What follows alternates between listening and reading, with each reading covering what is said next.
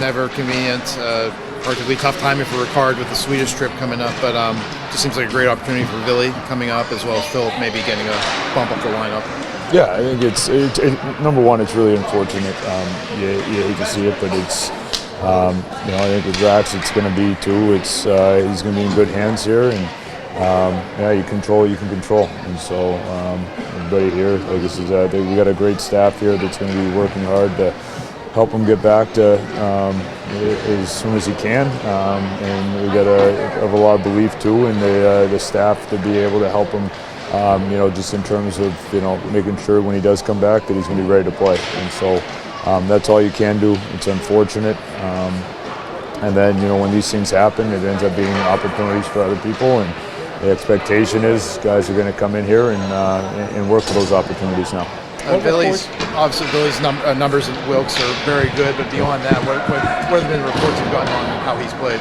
Yeah, he's playing very well. I mean, he's obviously producing. It's good reports there in the overall game, and that's why when opportunities arise, whether they're just because of need or because of injury, we're always in communication with everybody there in Wilkes, and he's earned that opportunity to be back there.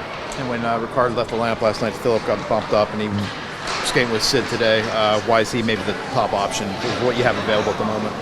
We want to, obviously yesterday during the game we weren't entirely sure where, everything was. That wasn't information that I had at the time. We just knew that, right now he was being evaluated and he wasn't back on the bench, and so with Hollander, I think he's been playing well. I think in terms of getting on pucks, extending plays. I think both to play with the puck and away from the puck.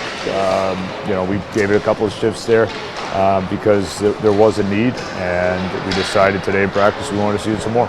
So we'll see where that goes from here. What do you like about Kendall and Koivunen being on a line together? I feel like we saw some chemistry in training camp with those two. Yeah, you saw some good moments. So obviously, you have that in your mind there just from seeing things in the past, but also I think just offensively being able to read off of each other, play off of each other, complement each other. So that's the thought there. Ryan Shagan at his first goal last night. Just what have your assessments been of him and the way he's handled this bigger workload this year? I think he's done well with it. I think it's. I think you saw it was a good play there on the entry one. I thought Mantha made a nice pass to him, but he also put himself in a really good spot there to be available and then to attack downhill.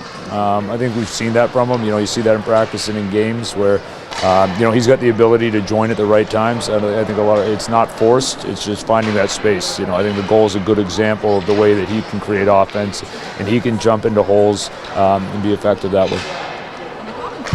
Come up and just in talking to players has been that there's a high degree of trust between the coaching staff and the players. Just what are you guys doing on your end to continue building that trust between the staff and the players? Yeah, I think it has to be there. We work together. We're all working together towards common goals. We want to make sure that we're getting better, a little bit better every day. We want to make sure that we're continuing to grow.